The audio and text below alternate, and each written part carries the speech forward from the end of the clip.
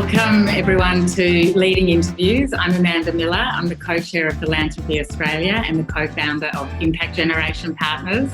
Today I am delighted to be able to turn the tables on the series' distinguished host, Carol Schwartz AO, and to actually interview Carol on her exceptional experience in the philanthropic sector.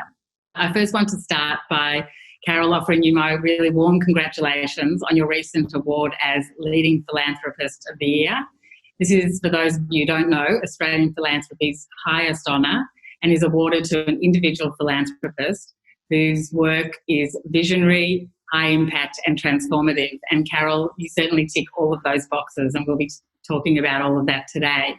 So I'm really excited to have the opportunity to be in the interviewer's seat, Carol, and to talk about your approach to philanthropy and some of the challenges and opportunities that you think lie ahead in this space. Hi, Amanda, and so nice to be the interviewee and not the interviewer, so thank you so much. And firstly, I wanted to say thank you so much for the award as Leading Philanthropist. I was absolutely thrilled and incredibly honoured when Sarah Davies called me to let me know that I had been nominated and actually won the award. So thanks very much to you and to Philanthropy Australia for having the awards in the first place and for allowing me to be awarded the Leading Philanthropist. Very, very exciting. And I hope to be able to do the award a lot of justice and speak about philanthropy, the importance of philanthropy, and what a game changer it can be in cultures and societies. So thanks again for that.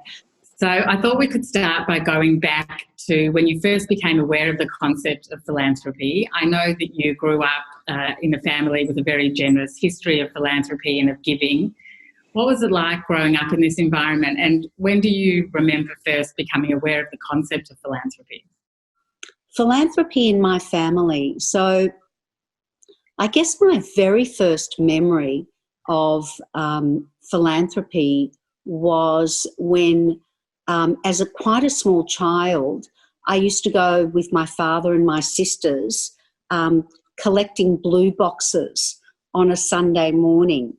And blue boxes were a concept whereby as a family, as a Jewish family, every family was given a blue box, which was to collect coins for Israel, to be sent over to Israel, to the United Israel Appeal. And I remember my father was a very, very enthusiastic blue box collector, and he used to take us with him on a Sunday morning when he used to go around to visit his friends and neighbours and collect the blue boxes. So that's my very first memory. But I guess, that then developed because my parents were very involved in fundraising for our schools, for local hospitals and then larger sort of medical institutions.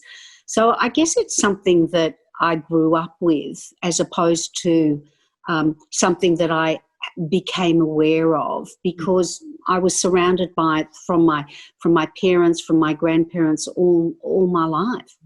And I guess that then leads into, after you and Alan had established a successful family business, it probably was only natural for you then to think about setting up a family foundation, the Trawalla Foundation. Can you tell us why you decided to do that, and also how you decided on the focus areas of that foundation? What would the priorities of the Trawalla Foundation be? What was the process for that? Having been very involved and being brought up in a family where philanthropy was, just the way we did things and the things we were involved with. For Alan and I to get involved and support causes and individuals that we felt were worthy of support was just a natural, again, extension of everything we did. And we did a lot of that. And then we felt, we got to a certain point where we felt that we weren't necessarily being as strategic and thoughtful as we could have been in our giving, that, we always supported causes that we thought worthy of support, but we weren't necessarily thinking about that in a broader context. So I guess it was probably when the legislation was introduced around PAFs that we thought this would potentially be a great vehicle for us. And how do we now start to think about our giving in a much more strategic and thoughtful way? And we had some help with Kathy Trong coming in and being part of our group. And Kathy said, well, why don't we have a strategic plan about how we think about our philanthropy? And, having run businesses where, we think about and create strategic plans all the time, we thought, well, yeah, that makes a lot of sense. So Kathy really guided us and helped us in that. And but we initially wanted to keep it as broad as we possibly could. So we created a framework that embraced art, ideas, innovation and scholarship. Okay. So without necessarily limiting ourselves to sectors, what we were broadly looking at is art, because we've always loved art and loved supporting art institutions and artists. Innovation, because in the world of ideas and impact, innovation is always at the forefront, and ideas are as well. And scholarship, we believe that scholarships can be transformational. And so that was something that we really wanted to be involved in our philanthropy. So we kept it very, very broad to begin with. I mean, one of the things we always knew we wanted to support was gender equality. I mean, that went without saying, even without being specific about it. And do you see that as a lens across all of those areas? Absolutely. I was just about to say that. It is absolutely, when we looked at any one of those broad concepts, was always we would be giving equally to women and girls in the same way that we give to men and boys, always. Was never a question. Where did that come from, that desire to have that focus on gender equality? Obviously that's, the cause that you champion and advocate and have moved so far in Australia and been such a, powerful advocate on. Where did that all start for you, the focus on gender equality? Well, I guess it came through my business world, because I must say it certainly wasn't through my family. I mean, I come from a family of 3 girls and a boy where, my parents were as ambitious for us as they were for my brother. There was never an expectation that, we don't go to university, that we not have professions and unable to support ourselves. It was always very much a very equal playing field. And so I guess the realisation came to me, as it probably comes to most women in their 30s, when, you look around a room and you notice that there aren't women, because at university, I must say, I did not notice that there weren't equal numbers of males and females doing the course I was doing. Now, I was doing an arts law course in the 70s. I'm now being told that apparently only 25% of the law students at that time were females. But I'll tell you, we must have been so much noisier and so much smarter than the guys. I never thought that there weren't equal numbers of males and females doing that course.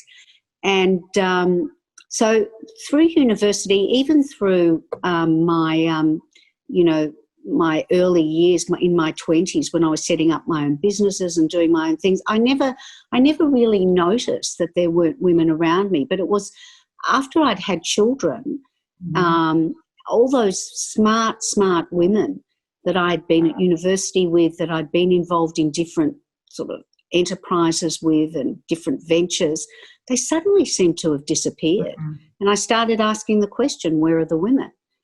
And I've been asking that question ever since. And we'll come on to some incredible organisations that you've started and programs that you've started to address that. But just staying on the family theme, we've talked about the environment you grew up in, but philanthropy is often seen as a great tool to engage the next generation in families and to have conversations about values and about social issues. I know that you have 4 incredible children who are all on their own amazing individual life journeys. How have your children engaged with the Trawalla Foundation or your philanthropic work more broadly, and how has their engagement been different to the way you engage with philanthropy? It's interesting because all our children have been involved at various times and to various degrees, and I completely respect that because they are all rugged individuals with their own lives, and they are fantastic, huge contributors in whatever areas they work in. I think that, I was asked the other day in an interview, what's been your greatest achievement? And my greatest achievement, my greatest pleasure is seeing my children becoming the most amazing adults, who are, huge contributors with huge social consciences, making a difference in the world. So I'm very, very proud of them all. But they all have a very strong social conscience, and in their own ways they express their contributions. And one of the projects that actually my eldest daughter Thea has been involved with was a very entrepreneurial project called the Toy Well through our foundation, and it's been an enormous success. It's also been a huge learning for all of us. And it's based on the concept of toy libraries and how we get more toy libraries into disadvantaged areas. And she's been working with our fantastic director, Sarah Buckley, on that, and they've made great strides and great inroads. In fact, I think that the first... It was a success. I remember Thea pitching that idea at the Nexus Summit years ago, and she's stuck with it and made it happen. So I don't think it's any... I don't think it's by chance, Carol, that your children have turned out to be such incredible individuals when they've had great role models. So, thank you. So, Carol, your brand of philanthropy, we've talked about donations, but another way in which you've engaged in this space has also been through investments. So you haven't just looked at not only giving your time and your resources and your networks and donations, but you've also invested capital into businesses that through their business are actually solving some of the issues that you've talked about. Can you tell us, and you were one of the early adopters, the Trawalla Foundation got involved in impact investing way before many others in Australia. Can you tell us why you decided to do this, and maybe give an example of an investment that's close to your heart? To me, it was always a no-brainer because it's what leverage that gives you. I mean, it's a double bang for your buck. And the first thing we ever got involved with actually was Good Start. Yeah. And Evan Thornley, the brilliant Evan Thornley, came to us with this idea because ABC Learning at the time was in all sorts of trouble. Mm-hmm. And he said, I've got this incredible idea for ABC Learning. And Alan and I just loved it. And he took it also to Michael Trail, the brilliant Michael Trail, who I know that you're working with.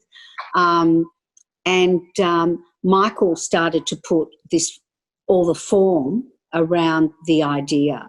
And that was the birth of Good Start, which was a social investment opportunity whereby a social investor could support this childcare, the childcare centres, but also they had all sorts of ancillary sort of things that they wanted to achieve, like training of the teachers, and create, if you like, a prototype of childcare centre that would change the paradigm of childcare. And we absolutely loved it. In fact, it was the best investment we've ever had. We were saying at the time that we wished every other investment that we had was performing as well as that one. And that really opened our eyes to being able to invest in concepts and ideas where we could get that sort of very good financial return, which of course then helped our our more charitable work, so supported that. But also on the other side, was transformational. And so there's the other one that we're involved with now, which is also stunning, is the Murray-Darling Basin, which actually is all about water and water preservation and water usage. And it's such a great concept, and it's been such a great financial return. So we look for those opportunities all the time.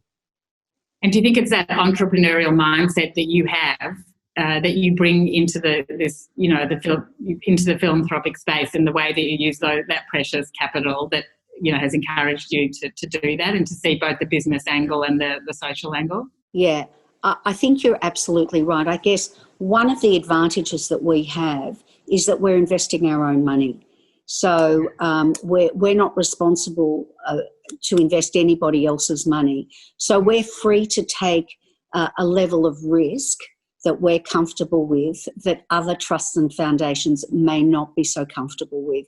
And in a funny sort of way, we see ourselves as potentially being responsible to do that, because it actually proves up the concept, which makes it less risky and less scary for others.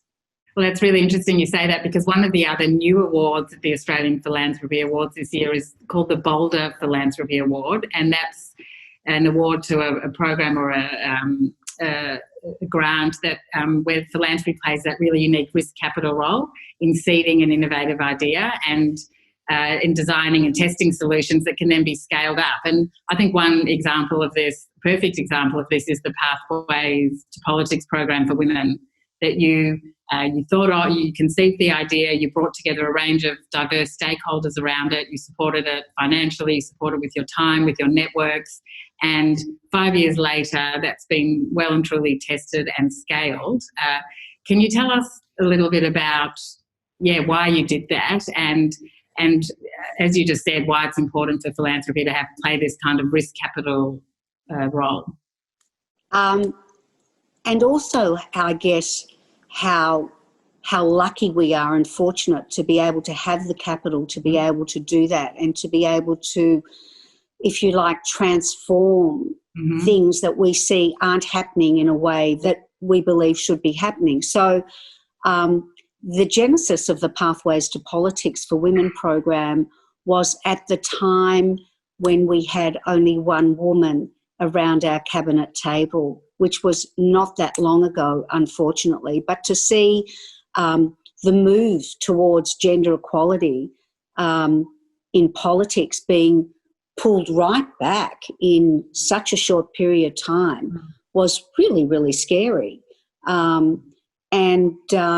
I approached a colleague of mine who runs the Women in Public Policy program at Harvard University.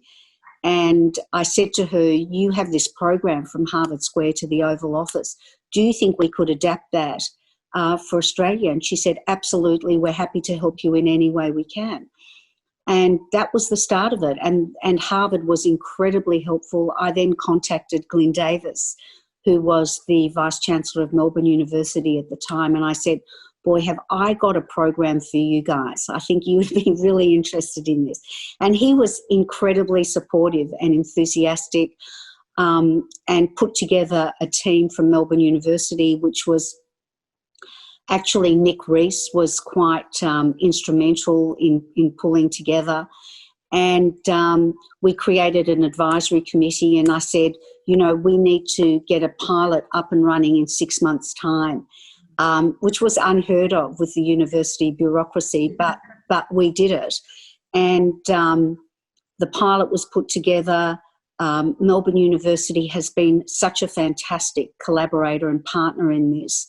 And it's going from strength to strength. So we've now partnered with Queensland University of Technology, QUT. We're talking to a university in New South Wales. And we're actually thinking of ways of extending the Pathways brand to other areas of leadership for women in different sectors. So it's a very exciting move, but the Pathways to Politics for Women brand and the relationship with Melbourne University has really, created a precedent that we can leverage and grow from. But it did take someone like you to bring all those diverse networks together, and then to have that entrepreneurial mindset, like, we need to pilot this, we need to get it up and running, obviously to make it happen. So that's a huge contribution. Something else you've done along similar lines has been to actually catalyse or be an early supporter of totally new organisations. So this is something that not all philanthropists do, but you have done with your philanthropy and with more than that. But I know you were involved in the early days of setting up Our Community, Creative Partnerships Australia, one of the first board members of Australian Women Donors Network, early supporter of the Stellar Prize, Scale Investors, and the Women's Leadership Institute of Australia, just to name a few, Carol. We don't have time for me to name them all, but this idea of identifying innovative solutions, not just supporting other programs that are out there, but actually seeing a gap and coming in and saying, I'm going to do something about this, and bring other people in and, make this happen. What drives you to do this, and how do you manage to do it so effectively? I learned a great lesson from my American colleagues probably about 15 years ago, because, I had been talking about this stuff for a very long time, and I was acknowledged for what I was doing, but I realised I needed to create a framework around it. So once I created the Women's Leadership Institute Australia, it actually gave me a platform. And it was sort of funny because I wasn't doing anything differently, but I had created a platform, and I was being taken more seriously by a lot more people. And it also gave me more of a launching pad for my ideas, because all of a sudden I had a context within which I could talk about it, rather than me just sort of standing up and talking about it.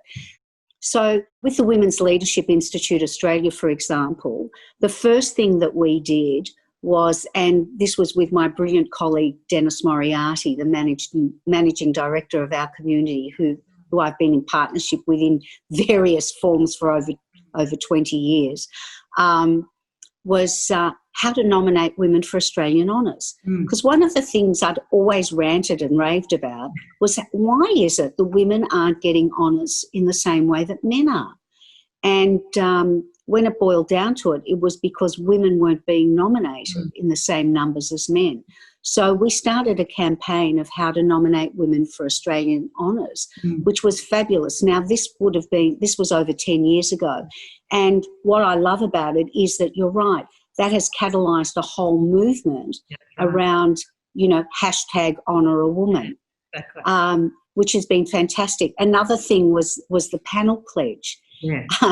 There has been a great movement, picked up by Liz Broderick and the Male Champions of Change, so that now men who sign up to the pledge will ask the question of conference organisers, how many women are on the panel with me, and is there gender equality in the audience? I mean, these are fantastic, and it's so exciting to see them become part of a mainstream movement, as opposed to something that I'm screaming about from the sidelines.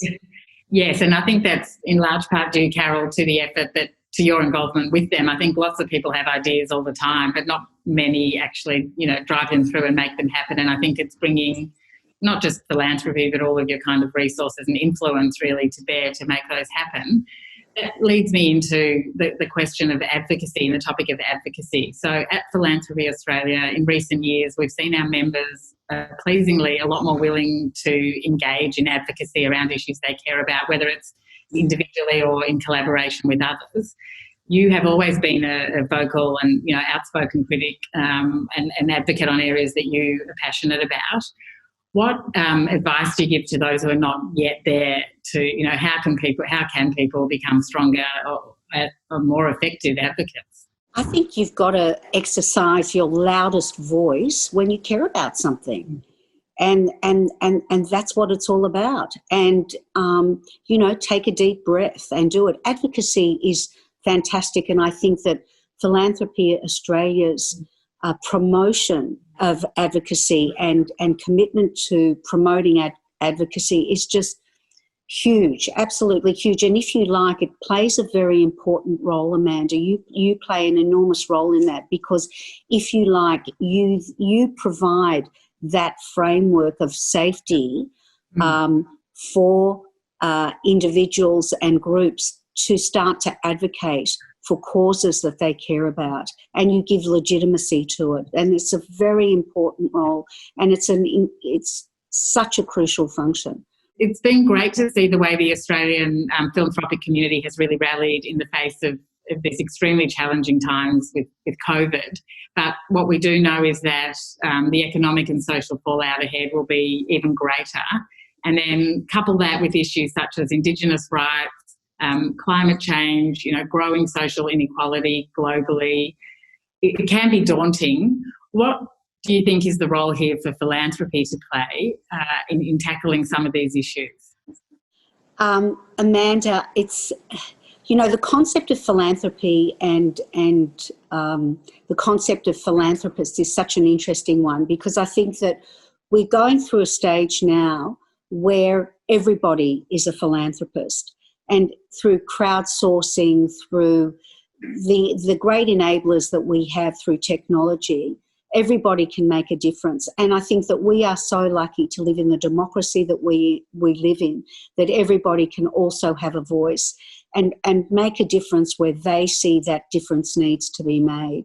So I think that the role of philanthropy and philanthropists, and every one of us as citizens of a country who care about the way the way we live as a society and the way our governments work, have an opportunity and the duty to give feedback and make changes where they think those changes need to be made.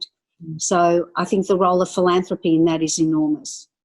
Yeah, that's really encouraging. I think I love that. It's such a positive answer, because it empowers everybody to really get involved and in their own way. And philanthropy means a love of humanity, literally. So I guess we all have different ways to show that love of humanity. But Carol, the way that you've gone about doing that is certainly incredible. It's multifaceted.